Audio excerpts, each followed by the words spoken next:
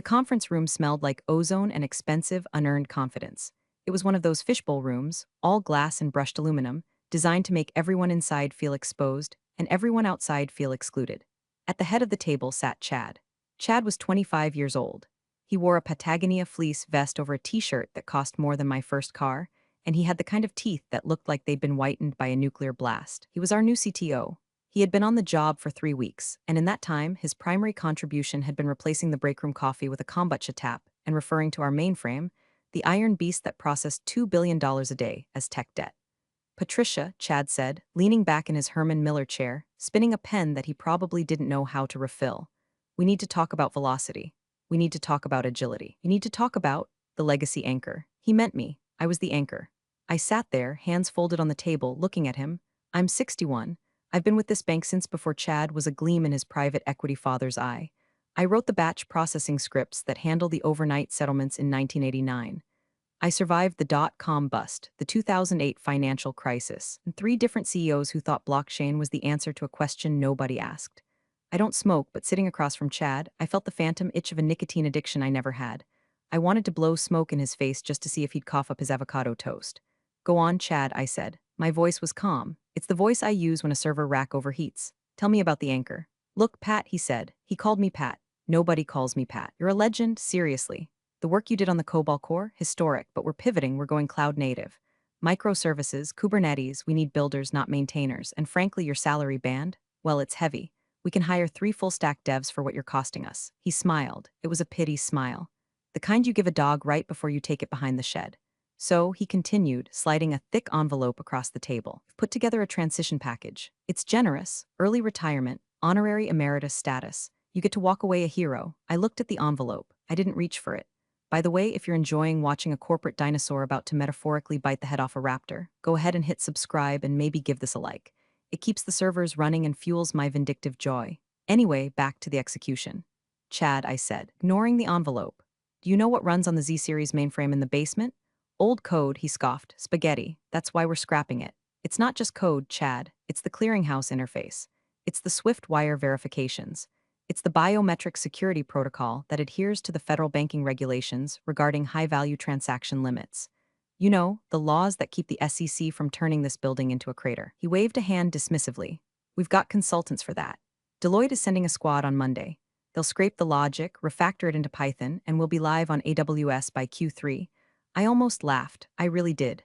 The sheer, unadulterated hubris was almost beautiful, like watching a drunk man try to juggle chainsaws. Deloitte. He thought a team of 22-year-old consultants who learned coding from YouTube tutorials could parse 30 years of assembly language and JCL scripting in a weekend. So, effective immediately? I asked. Effective immediately, Chad nodded. We need your badge and your laptop. Security will escort you out. Standard protocol, nothing personal. I stood up. My knees popped. A sound like a dry twig snapping in a dead forest. I smoothed out my skirt. I didn't look at the envelope. I reached into my purse and pulled out my ID badge, the chipped plastic card that had been my passport to the inner sanctum for 4 decades. I placed it on the table. Then I reached into my pocket and pulled out my RSA hardware token, the little fob with the changing numbers. I placed it next to the badge. Is that everything? Chad asked, eyeing my purse as if I might be stealing staplers. That's everything the company owns, I said. I didn't mention the other thing. The thing they couldn't take. The thing that wasn't in my purse, but in the ridges of my thumb and the unique pattern of my iris. The biometric hash stored in the deepest, darkest, read-only sector of the mainframe's security kernel. The hash that I had hard-coded into the system 10 years ago after a Russian botnet tried to brute force our admin accounts. The hash that required my physical presence to authorize any changes to the core settlement logic. Chad didn't know about it. Why would he? He'd never read the documentation. He probably thought documentation was a Netflix genre. Good luck, Chad, I said. You're going to need it. We make our own luck, he grinned, tapping his temple. Disrupt or die, right? Something like that, I said. I walked out of the conference room. I walked past the open plan office where the junior developers sat on beanbag chairs, wearing noise-canceling headphones, typing code that would likely break the moment it touched real data. I walked to the elevator. I didn't look back. The security guard, an old-timer named Miller, looked surprised to see me with a cardboard box. Everything okay, Miss Weller? Fine, Miller, I said. Just upgrading my operating system. I walked out into the Jersey sunshine. It was gray and industrial, smelling of exhaust and wet pavement. It smelled like freedom. I got into my 2014 Honda Accord. I didn't cry. I didn't scream. I adjusted the rearview mirror and checked my lipstick. Disrupt or die, I whispered to myself. I put the car in drive. I was going home to water my hydrangeas. And then I was going to wait, because I knew exactly how long it takes for a system to realize its heart has been ripped out. About 48 hours. Monday morning was going to be interesting. My garden is a lot like a mainframe if you think about it. It requires structure, patience, and the ruthless elimination of bugs. Saturday morning, I was knee-deep in mulch, pruning the deadheads off my hydrangeas. The soil was cool and damp under my gloves. It was the first time in 20 years I hadn't spent a Saturday morning checking the server logs over coffee. Usually, my weekends were punctuated by the phantom buzzing of my phone, alerts, warnings, the heartbeat of the bank. Today, the phone sat on the patio table, silent. It was a silence that felt heavy, like the air before a thunderstorm. I made tea, Earl Grey hot, not the kombucha sludge Chad was pumping into the veins of my department. I sat on my porch and watched a squirrel trying to break into the bird feeder. I named him Chad. He was persistent, annoying, and ultimately destined to fail because I had engineered that feeder with the same paranoia I applied to the bank's firewall. Around noon, the first text came through. It was from Danny, a junior engineer I'd hired 2 years ago. Danny was a good kid. He actually knew what a pointer was, which put him in the top 1% of the new hires. Pat, are you really gone? The Bains are here, the Bains. That's what we called the external consultants. They weren't always from Bain. They were all the same. Shiny suits, expensive laptops, and a complete lack of understanding of how a bank actually moves money. They were the locusts of the corporate world. I took a sip of tea and didn't reply. I could picture it perfectly. The conference room would be filled with whiteboards covered in meaningless diagrams, circles and arrows, synergy written in red marker. They would be talking about decoupling the monolith. They would be looking at my code, millions of lines of COBOL, JCL, and 6 transaction definitions, and treating it like toxic waste. They didn't understand that the monolith wasn't just a pile of rocks. It was a load-bearing wall. By Sunday evening, the modernization had begun.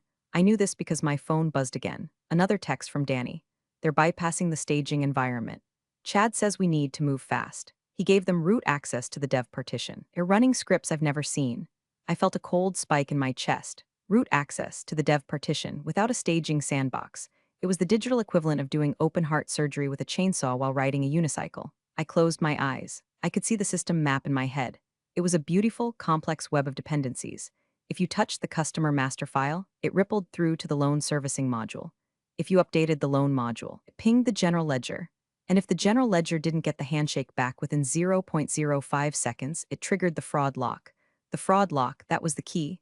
The fraud lock wasn't just a line of code, it was a biological gate. 10 years ago, after the Russian incident, the board had panicked.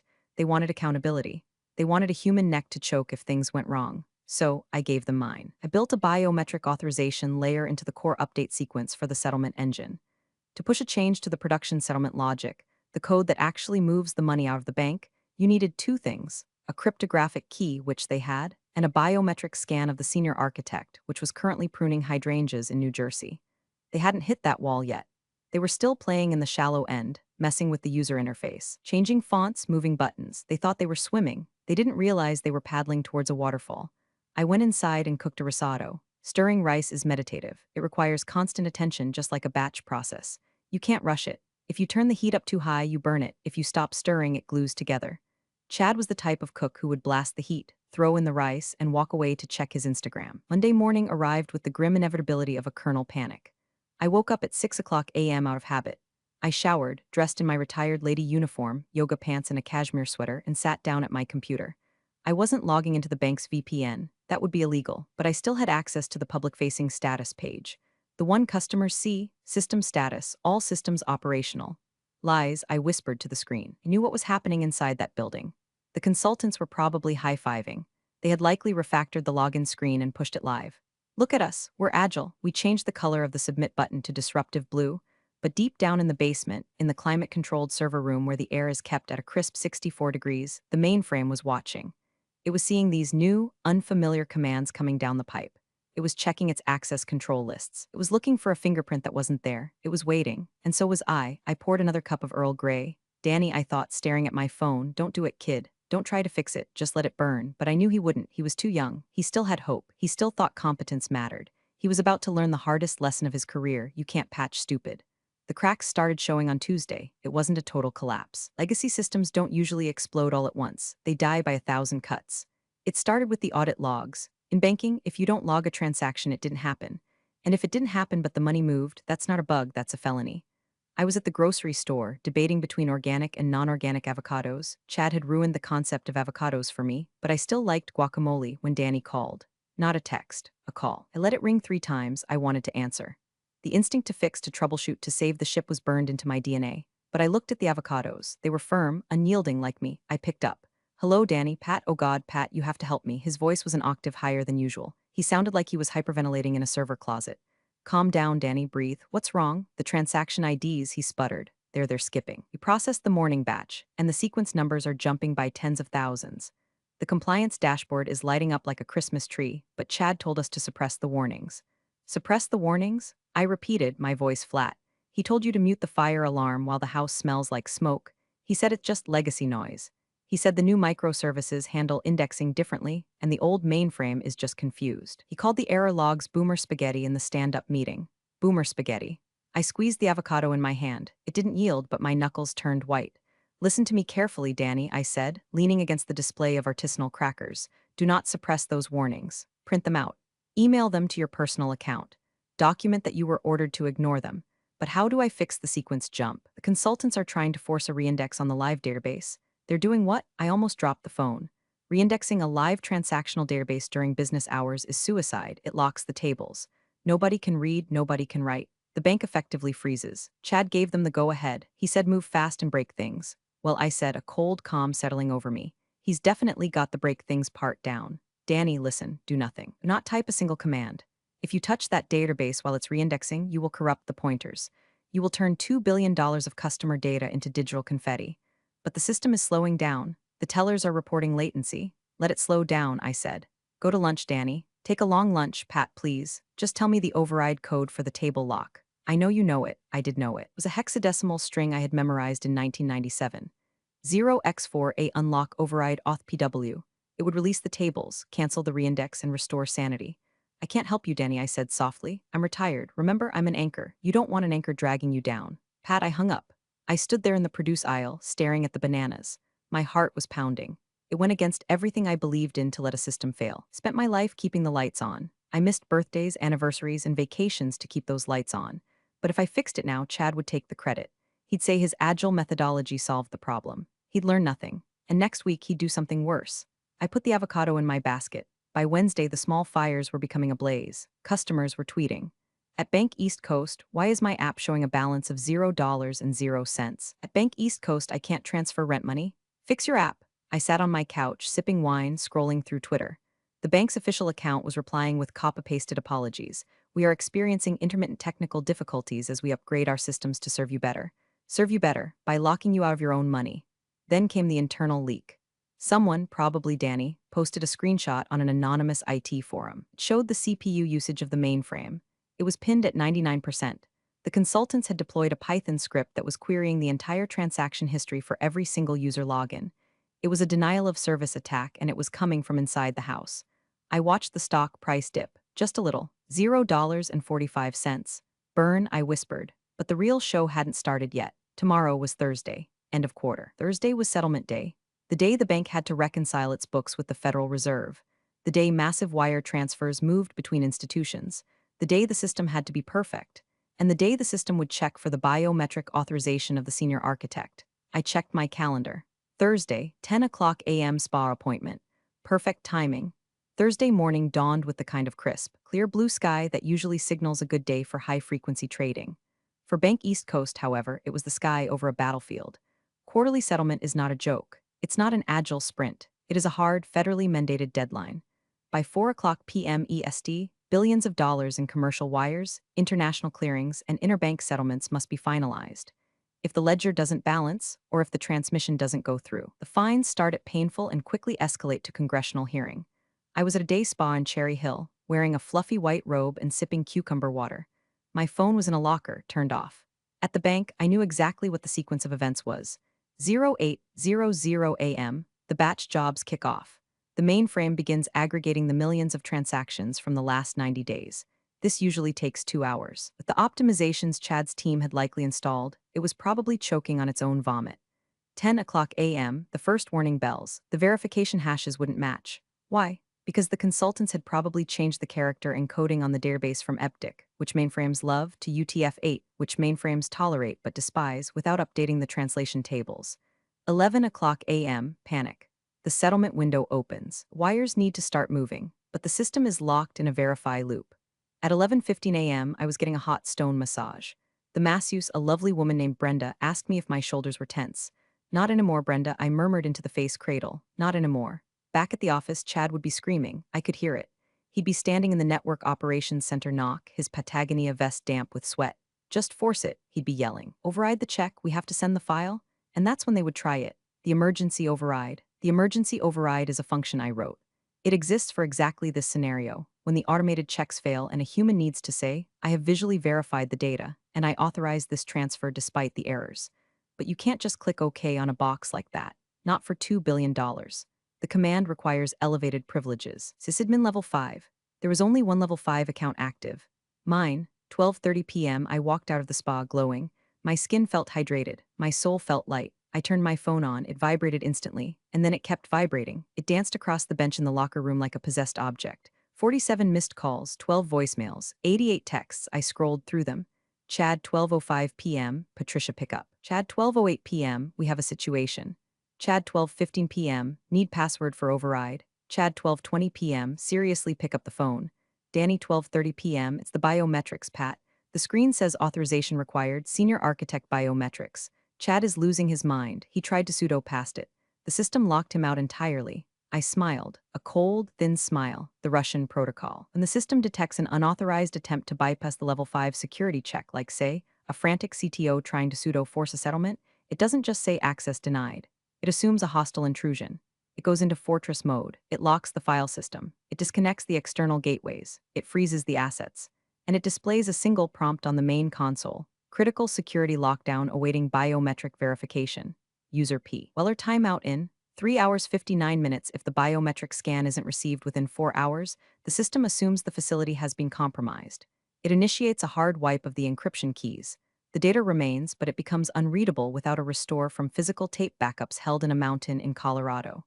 That recovery takes 3 days. The bank would be dead in 3 days. My phone rang again. It wasn't Chad this time. The caller ID said, Franklin P. Sterling, chairman of the board. Franklin was 70 years old. He was old money. He didn't know what Kubernetes was, but he knew what fear smelled like. I let it ring 3 times, then I answered. Hello, Franklin, long time. Patricia, his voice was shaking, not anger. Terror, where are you? I'm in Cherry Hill. Just finished a lovely facial. Why? The system? It's asking for your thumb. Literally. Chad says we can't move the money without you. Oh, that, I said, checking my nails. That's the fraud prevention protocol. I documented that in 2014, Franklin, page 402 of the Disaster Recovery Manual. You signed off on it. Patricia, we have 2 hours before the Fed window closes. If we miss this settlement, we are insolvent. We are talking regulatory seizure. That sounds serious, Franklin. Name your price, he snapped. Just come in. Send a helicopter. I don't like helicopters, I said, and I'm retired. I turned in my badge, remember? Chad was very specific about the immediate nature of my departure. Patricia, please, stop the games. What do you want? I looked at the time. 1 o'clock p.m. Plenty of time to drive there if I took the turnpike. I want a meeting, I said, in the boardroom with the full board and Chad. In 1 hour. Done, Franklin said. Just get here. Oh, and Franklin, yes. Have security print a visitor pass. I don't have a badge anymore. I hung up. I got into my Honda. I didn't speed. I put on a podcast about gardening. The traffic was light. The world was burning and I was bringing the only fire extinguisher. But I wasn't going to spray it for free. The drive to the bank usually took 45 minutes. I took my time. I stopped for coffee, a real one, not the break room sludge. When I pulled into the visitor parking lot, I saw the chaos through the glass facade of the lobby. People were running, actual running. In a bank, nobody runs unless there's a gunman or a fire. This was worse. This was a liquidity crisis. I walked to the front desk. Miller, the security guard, was standing there, looking pale. He saw me and looked like he wanted to hug me. Miss Weller, thank God. They've been calling down here every 5 minutes asking if you've arrived. Hello, Miller, I said, handing him my driver's license. Visitor pass, please, he fumbled with the printer. They said to just send you up, Protocol Miller, I said gently. Visitor pass. I don't work here. He printed the sticker. It said Patricia Weller guest. I stuck it on my cashmere sweater right over my heart. The elevator ride to the 40th floor was silent. I watched the numbers tick up. 10, 20, 30. With each floor, the value of my obsolete knowledge compounded. By the time I hit 40, I was probably the most expensive consultant on the Eastern Seaboard. The elevator doors opened directly into the executive suite. The receptionist was gone. The double doors to the boardroom were open. I walked in. The room was a tableau of despair. The long mahogany table was littered with empty water bottles, half-eaten sandwiches, and laptops displaying red graphs. The entire board of directors was there. Franklin Sterling sat at the head, looking like he had aged 10 years since our phone call, and there was Chad. Chad was standing by the window, staring out at the city. His Patagonia vest was unzipped, his hair was messy. He turned when I walked in. His face was gray. The arrogance was gone, replaced by the hollow, haunted look of a man who realizes he has destroyed his own future. Patricia, Franklin said, standing up. Thank you for coming. I didn't sit down. I stood at the end of the table, a handbag over my arm. I didn't come to socialize, Franklin. I heard you had a technical issue. It's the biometric lock, Chad croaked. His voice was cracked. We tried to bypass it. We tried to restore from backup, but the latency? You can't restore from backup while the system is in fortress mode, I said, speaking to him like a teacher correcting a slow child. It encrypts the write heads. Did you not read the README emergency TXT file in the root directory? Chad looked down at his shoes. I didn't see it, of course you didn't. I turned to Franklin. You have about? I checked my watch. 90 minutes before the Fed window closes. If I don't authenticate by then, the encryption keys wipe. The bank goes dark. Monday morning, the FDIC is putting tape on the doors. We know, Franklin said. Fix it, please. I can fix it, I said. It will take me about 30 seconds to scan my thumb and retina. The system will recognize the senior architect, unlock the file system, and process the queue. The backlog will clear in about 20 minutes. Then do it, a board member shouted from the back. I can't, I said simply. The room went deadly silent. Why not? Franklin asked. Because the system requires the biometric authorization of an active employee with level 5 clearance, I lied. It didn't actually check employment status. The mainframe didn't talk to HR. They didn't know that. I am not an employee. You fired me. If I scan my hand now as a civilian, the system might interpret it as a spoofing attack and accelerate the wipe. Technically, that could happen if I hadn't calibrated the sensitivity. But mostly I was just twisting the knife. So we hire you back, Franklin said, right now. Reinstated, full salary. No, I said. Chad looked up. Pat, please, I'm sorry. Okay, I was wrong. The legacy stuff. It's harder than I thought. It's not legacy stuff, Chad. It's the foundation.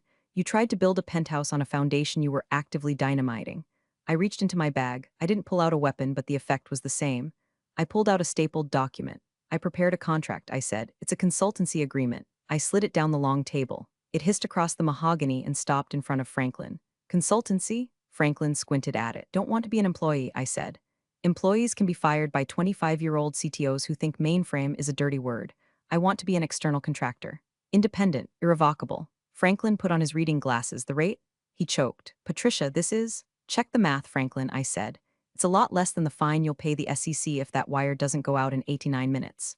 Franklin looked at the paper, then at the clock, then at Chad. And one more thing, I said, look at Clause 4. Franklin read Clause 4. He went pale. He looked at Chad. Chad looked confused. What is it? Clause 4, Franklin read aloud, his voice flat. The consultant shall report directly to the board of directors.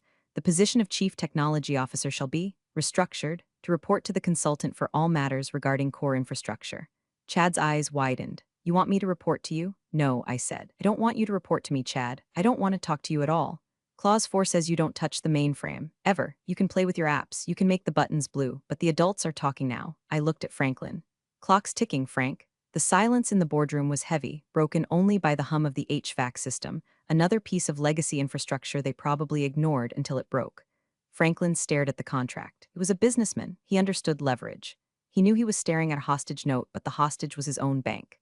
Patricia, Franklin started trying to summon some of his old negotiating power. This retainer, it's substantial. $500 an hour, with a guaranteed minimum of 40 hours a week, plus a quarterly retention bonus, I added, for maintaining the biometric availability. This is extortion, the board member in the back muttered. No. I turned to face him. It was Jenkins.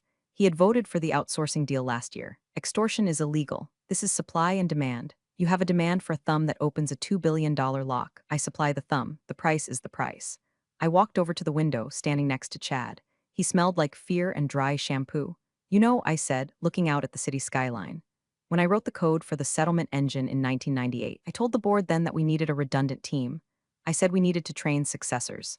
Do you know what they said? Nobody answered. They said it was too expensive. They said, Patricia, you're the best, just handle it. I turned back to the room, so I handled it. I built it so secure that not even God could move money without me. You didn't pay for redundancy then. You're paying for it now with interest. Franklin looked at the legal aid. Young woman who looked like she wanted to be literally anywhere else. Is this enforceable? She skimmed the document. It's standard independent contractor language, sir. Except for Clause 7. Clause 7? Chad asked. Clause 7 states that the biometric access is non-transferable and that any attempt to coerce, bypass, or replicate the consultant's biometric data constitutes a breach of contract, resulting in an immediate termination fee of, she gulped, $5 million. That was hard-coded for fraud liability compliance, I said smoothly. Remember, we needed to ensure that no one could force me to approve a transfer at gunpoint. If the contract is breached, the liability shifts to the bank. You signed off on the original logic, Franklin. I'm just codifying it. It was beautiful. I was using their own compliance rules against them. The biometric system was designed to prevent a criminal from forcing me to steal money.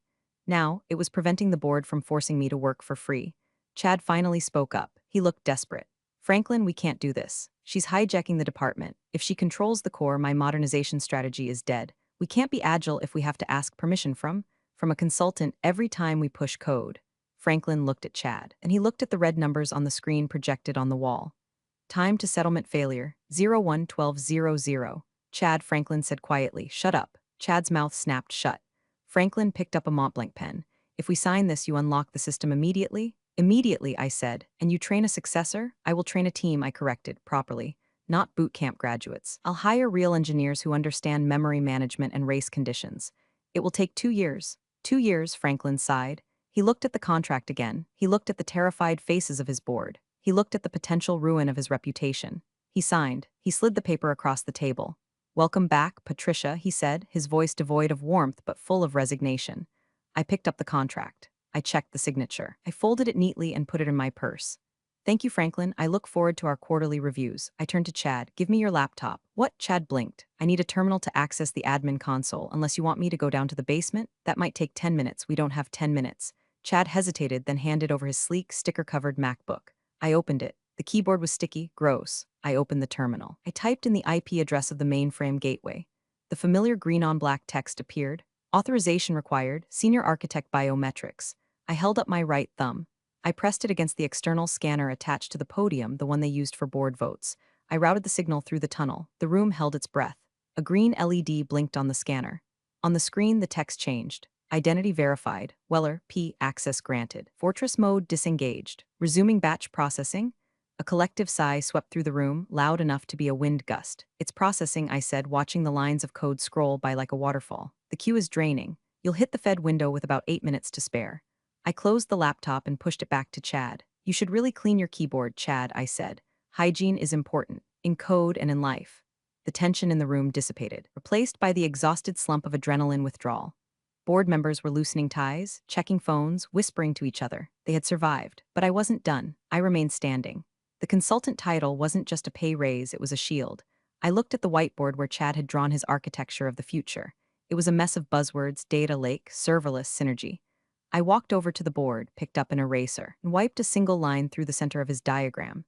We need to establish some ground rules, I said. My voice carried. I didn't need to shout. I held the keys now.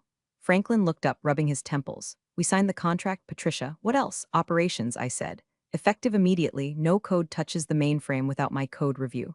Not a script, not a patch, not a font change. If Chad's team wants to pull data, use the read-only APIs I built in 2005. They do not query the database directly. Ever. That will slow down our development cycle. Chad protested, trying to rally. We have features promised for Q4, the mobile wallet integration. The mobile wallet can wait, I said. Solvency cannot. I looked at Jenkins, the board member who had called it extortion. Jenkins, do you remember 2009? He looked uncomfortable. The DDoS attack? The DDoS attack, I nodded. Christmas Eve. Russian hackers hit the firewall with 40 gigabits of traffic. The entire network was buckling. Everyone went home. Who stayed? Jenkins looked at the table. You did. I stayed for 36 hours, I said. I rewrote the packet filtering rules by hand in real time while the attack was happening. I routed the traffic into a black hole I built on the fly. I saved this bank $40 million in fraud that night. And do you know what I got? A bonus? Someone guessed. I got a mug, I said, a branded travel mug. It leaked. I let that hang in the air. I'm not doing this for mug anymore. This contract isn't just about money. It's about respect for the complexity of what keeps this place alive. You treat technology like it's a commodity, like you can buy it by the pound. It's not. It's a nervous system. You just tried to perform a lobotomy with a spoon. Franklin sighed. He looked at Chad, who was shrinking in his chair. Chad, Franklin said, you're off the infrastructure committee. What? Chad stood up. But I'm the CTO. Not for long, perhaps, Franklin muttered. Patricia is right. We came too close. You're reassigned to the customer experience division. Focus on the app colors. Leave the plumbing to Patricia. But sit down, Chad, Franklin barked. It was the first time I'd heard him raise his voice at the boy wonder. I felt a warm glow in my chest. It wasn't just victory, it was justice. It was for every engineer who had been told their work was obsolete by someone who couldn't parse a CSV file. I'll need an office, I said, not a cubicle, an office. With a door. Take the corner one, Franklin said. It was intended for the new vice president of innovation. We won't be hiring one. Good, I said, and I want my old team back. Danny, Sarah, and bring Miller up from security. He needs a raise, and I need someone at the door who knows my name. Fine, Franklin waved his hand. Whatever you want, just keep the green light on. I looked at the screen on the wall. The progress bar was at 98%. Settlement complete. Funds transferred, $2,140,500,000 and 0 cent status, balanced. Pleasure doing business with you, I said. I picked up my purse. I walked past Chad. He looked like he was about to cry. Don't worry, Chad, I whispered as I passed him. You can still scrunch, just not on my servers. I walked out of the boardroom. The air in the hallway felt different. It wasn't stale anymore. It felt like my air. I checked my phone, 3:45 p.m. I could still make it back to Cherry Hill for a late lunch. I had a sudden craving for a very expensive steak. The following Monday, the atmosphere at Bank East Coast had shifted. The move fast and break things posters had been taken down. In their place was a palpable sense of caution. I arrived at 9 a.m. I parked in the spot marked reserved, which used to belong to the VP of Innovation. When I walked onto the IT floor, the silence was instant. The junior developers usually had their heads bobbing to techno music, stopped typing. They looked at me with a mix of fear and awe. I wasn't just the old lady from the basement anymore. I was the one who had brought the board to its knees. Chad was nowhere to be seen. Rumor had it his office had been moved to the annex building, the one next to the parking garage where the HVAC is loud and the Wi-Fi is spotty. He was now the head of digital aesthetics. He was in charge of fonts. It was a fitting purgatory. I walked straight to the network operations center. Danny was there staring at a monitor. He looked like he hadn't slept in 3 days. Pat, he whispered when he saw me. Is it true you're back? I'm consulting, Danny, I said, putting my bag down on a desk. It pays better. And I don't have to attend HR seminars. He looked at me like I was a superhero. The system? It stabilized immediately after you scanned. What did you do? I authorized the batch, I said, and then I rolled back the consultant's changes. All of them were back on the version 4.2 kernel, but that's the 2018 build, Danny said. Exactly, I said, it works. We'll upgrade when we have a plan, not a hallucination. I clapped my hands. All right, everyone, listen up. The room of 20-somethings turned to face me. My name is Patricia. I am the senior architect for the last month, who have been led to believe that speed is the only metric that matters. That is a lie. In this building, accuracy is the only metric that matters. If you move fast and lose money, you are not a disruptor. You are a liability. I pointed to the main screen, which was now showing a healthy, steady stream of green transaction logs. We are going to do a code review, I announced. We are going to go through every single script those consultants left behind. If it doesn't have comments, we delete it. If it doesn't have error handling, we delete it. If it imports a library you didn't vet yourself, we delete it. Am I clear? Yes, ma'am, a chorus of voices replied. It was music to my ears. I spent the rest of the day in the server room. The physical sensation of the cold air, the hum of the fans, the blinking lights, it was comforting. I scanned my thumb to unlock the rack. The beep was a friendly greeting. I found the consultant server. Blade server they had slotted in without proper mounting screws. It was vibrating. I pulled it out, hot-swapped it right out of the chassis. The screen flickered, then stabilized. Garbage collection, I muttered, tossing the blade onto a pile of junk. Danny came over. Pat, can I ask you something? Shoot. Why did you come back? You had the perfect exit. You could have let it burn. I looked at the server rack. I looked at the cables, neatly zip-tied by me years ago. 'Cause I built this, Danny, I said. It's ugly, it's old, it's written in a language nobody speaks anymore, but it feeds families, it pays mortgages, it keeps the lights on for millions of people. You don't burn down a house just because you don't like the wallpaper. Danny nodded. Can you teach me the real stuff, JCL? VSAM? I smiled. Grab a chair, kid, and get me a tea. Earl Grey, hot. Chad was gone. The parasites were purged. And for the first time in years, the system was safe. But I wasn't done yet. I had one more message to leave. One final safeguard to ensure that even after I was truly gone, years from now, they would never forget who held the keys. 3 months later, the bank was boring again. Boring is good. Boring means the money is safe. I only came into the office on Tuesdays and Thursdays now. The rest of the time, I worked from my garden, monitoring the logs on a secure, encrypted tablet that the bank paid for. Chad eventually quit. He pursued other opportunities at a crypto startup that went bankrupt 6 weeks later. I didn't send a card. The board of directors treated me with a terrifying level of respect. When I walked into a meeting, conversations stopped. They knew that the woman in the cashmere sweater held the kill switch for their entire operation. On my final day of the initial restabilization phase, I prepared a document. It wasn't code, it was a binder, thick, heavy, and bound in black leather. I walked into the boardroom. It was empty. I placed the binder in the exact center of the table. The cover read, System Life Cycle and Succession Plan Confidential. Inside, I hadn't just documented the code.